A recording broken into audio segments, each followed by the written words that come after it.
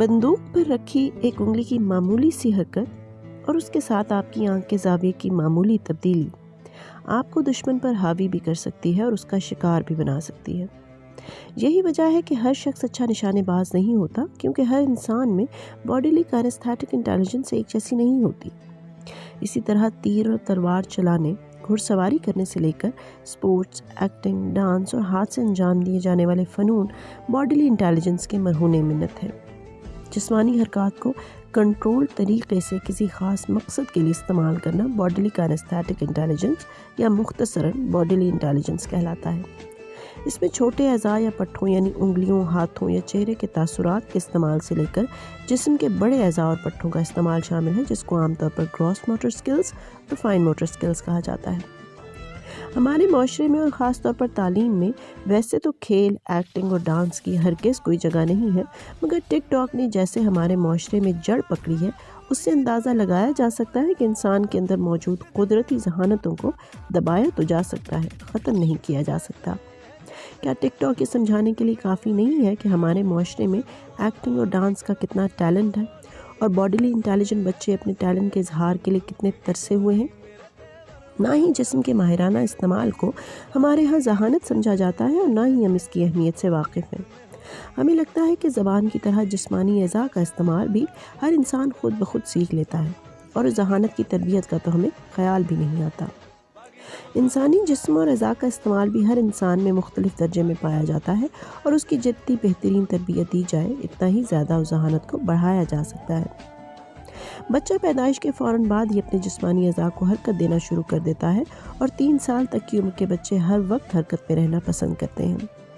बच्चा चल फिर कर, चीज़ों को टटोल कर, खोल कर, तोड़ कर, फेंक कर या मुंह में डालकर चीज़ों के बारे में जानने की कोशिश करता है। उस उम्र में ये बच्चे की सबसे बड़ी और अहम तरीन ज़रूरत होती है। इसी तरह कुछ बच्चे बाकी बच्चों की निस्बत भागने, दौड़ने और उछलने कूदने के ज़्यादा ही शौकीन होते हैं। अगर इन बच्चों को जल्दी स्कूल दाखिल करा दिया जाए और उनको खेलने कूदने का मौका कम मिले, तो ये चीज़ उनको दिमागी तौर पर कमज़ोर, चिड़चिड़ा और बदमिजाज बना देती है। अगर आपका बच्चा बहुत एक्टिव है या वो दूसरे लोगों की नकल यानी मिमिक्री कर सकता है, या उसको चीज़ों और खिलौनों को खोलने और जोड़ने में दिलचस्पी है और वो खेल के दौरान अपनी उंगलियों का इस्तेमाल ज़्यादा करता है, या उसको उछल कूद और डांस में दिलचस्पी है, तो उसका मतलब है कि उस बच्चे में अपने जिस्म को इस्तेमाल करने की गैर मामूली सलाहियत कुदरती तौर पर पाई जाती है। कहने को तो ये कोई ज़हानत है ही नहीं, मगर यकीन करें हमारी बहुत सी ज़हानतें और सलाहियतें काइनेस्थेटिक इंटेलिजेंस पर डिपेंड करती हैं। इस ज़हानत के बगैर बहुत सी सलाहियतें धरी की धरी रह जाएंगी। इंजीनियर्स, मुहज्जिद, सर्जन्स, मैकेनिक्स, आर्टिस्ट या म्यूजिशंस इसी ज़हानत की मौजूदगी के बगैर अपना काम अंजाम ही नहीं दे सकते। बॉडीली इंटेलिजेंस, स्पेशल इंटेलिजेंस और मैथमेटिकल इंटेलिजेंस को इजादात के लिए लीथल कॉम्बिनेशन समझा जाता है। याद रहे कि दुनिया का कोई भी काम सिर्फ एक ज़हानत से करना वैसे भी मुमकिन नहीं। दुनिया के अजीम तरीन और कामयाब लोगों में कम से कम 3 से 4 ज़हानतें इंतहाई दर्जे में पाई जाती हैं, तभी वो ख़ास मकाम हासिल कर पाते हैं। आइए ज़हानत के तहत आने वाली सलाहियतों का तफसील से जायज़ा लेते हैं। न जाने कब और कैसे खेल या स्पोर्ट्स हमारे तालीम और तरबियत के अमल से ऐसे बेदखल हुए कि हमने खेल को तालीम की ज़िद ही समझ लिया। लड़कियों के लिए तो खेल वैसे ही गुनाह समझे जाते हैं, मगर लड़कों को भी किताबों के बोझ तले ऐसा दबा दिया गया कि उनके पास खेल का वक्त ही नहीं है। बाकी की कसर कंप्यूटर और स्मार्टफोन्स ने पूरी कर दी है। मगर अलमिया यह है कि हमारे यहाँ खिलाड़ियों को नालायक और निकम्मा समझा जाता है और खेल की बाकायदा हौसला शिकनी की जाती है, क्योंकि हमारे माशरे में ये बात हर एक के दिमाग में बैठ चुकी है कि खेल बच्चों को किसी भी किस्म का कोई फ़ायदा नहीं पहुंचा सकते और ना ही खेल के लिए अक्ल और जहानत की ज़रूरत होती है। ये हमारी शदीद बदकिस्मती है। खेल दर हकीकत खेल नहीं, ये क्राफ्ट है, साइंस है। इसके पीछे एनालिटिकल पावर, महारत और मुशाहिदा होता है। सख्त तरीन प्रेशर में हवास पर काबू रखना, जिस्म की कोऑर्डिनेशन, फिटनेस, ताकत, सेंस ऑफ टाइमिंग, स्ट्रेटजी बनाना, हरीफ की पर्सनालिटी को समझना, अपने साथियों को मोटिवेट करना, जज्बात पर काबू रखना, ये सब मजाक नहीं और ना ही आम जहानत के इंसान है। एक और अहम सलाहियत हाथ से बारीक बीनी वाला इंतहाई मुश्किल काम करना है, जो बॉडीली इंटेलिजेंस के बगैर मुमकिन नहीं। संग तराश, वुड कार्विंग या इंतहाई बारीक बीनी से किया जाने वाला मैकेनिकल काम करने वालों को अपने हाथ पर गैर मामूली कंट्रोल होता है जो आम इंसान कभी नहीं कर पाता। मैकेनिक से लेकर इंजीनियरिंग तक बहुत से काम आज के जदीद दौर में भी इंसानी हाथ के बगैर मुमकिन नहीं। दूसरी तरफ हाथ से बनाई गई लकड़ी, मेटल या मिट्टी की मसनूआत दुनिया भर में आज भी आला मकाम रखती हैं।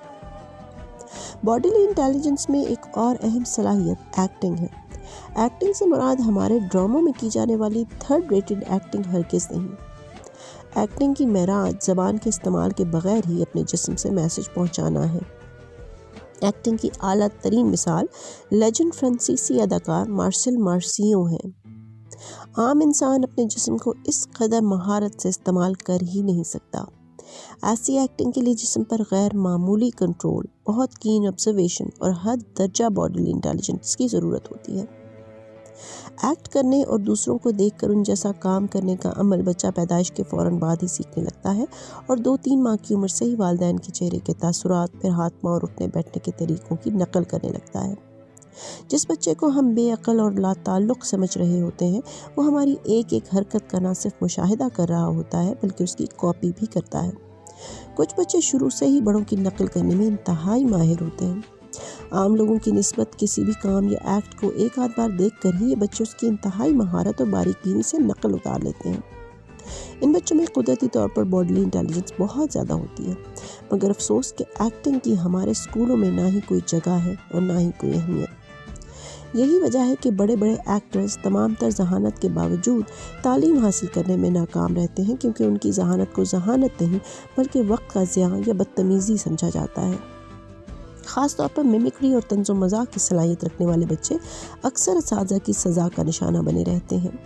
हालांकि अगर ऐसे बच्चों में मौजूद कुदरती जहानत का पॉजिटिव इस्तेमाल किया जाए तो न सिर्फ बच्चे के एतमाद में इजाफा होगा बल्कि उनका एतमाद उनकी दूसरी जहानतों और तालीम में भी बेहतरी का सबब बन सकता है। एक और अहम सलाहियत जिसका ताल्लुक बॉडीली इंटेलिजेंस से है वो डांस है। डांस अल्फाज के बजाय दरअसल जिस्म के ज़रिए अपने एहसासात को बयान करने का नाम है। डांस भी इंसानी तारीख जितना ही पुराना फ़न है। यूरोप और अफ्रीका के गारों की दीवारों पर हज़ारों साल पहले बनाई गई तस्वीर में शिकार के बाद सबसे ज़्यादा तस्वीर डांस से मुताल्लिक़ हैं। इसके अलावा उस वक्त डांस सिर्फ एंटरटेनमेंट के लिए नहीं बल्कि अपनी ताकत के इजहार के लिए, कबीलों और सोसाइटी को करीब लाने के लिए, इलाज और तालीम के अलावा रूहों बदरूहों से मदद वगैरह के लिए इस्तेमाल होता था। याद रहे हज़ारों साल तक डांस म्यूज़िक और शायरी से अलग एक ख़ास मकाम रखता था और डांस म्यूज़िक और शायरी के बगैर ही किया जाता था। वैसे भी म्यूज़िक, शायरी और डांस तीनों के लिए 3 मुख्तलिफ ज़हानतें दरकार होती हैं।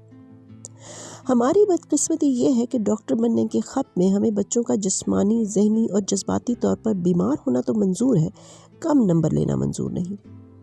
तालीम के ख़त में मुतला होकर हमने खेल और फ़नून लतीफ़ा को रद्दी की टोकरी में फेंक दिया है। इसी सोच ने हमारे पूरे मुआशरे को बीमार और शिद्दत पसंद बना दिया है और मुनासिब रास्ता ना मिलने पर हमारी नौजवान नस्ल टिकटॉक जैसी ऐप्स पर आपे से बाहर हुई जा रही है। याद रखें, कोई भी जहानत गैर ज़रूरी नहीं होती। अगर आप अपने बच्चों को सपोर्ट नहीं करेंगे और उनकी जहानत को समझकर उनकी मुनासिब रहनुमाई नहीं करेंगे तो वो अपने लिए राह फरार ढूंढ ही लेंगे। बच्चों को टेक्नोलॉजी के हवाले मत करें। बच्चों को पैदा आपने किया है तो उनकी जिम्मेदारी भी आप ही को उठानी होगी। देखते रहिए ओल्ड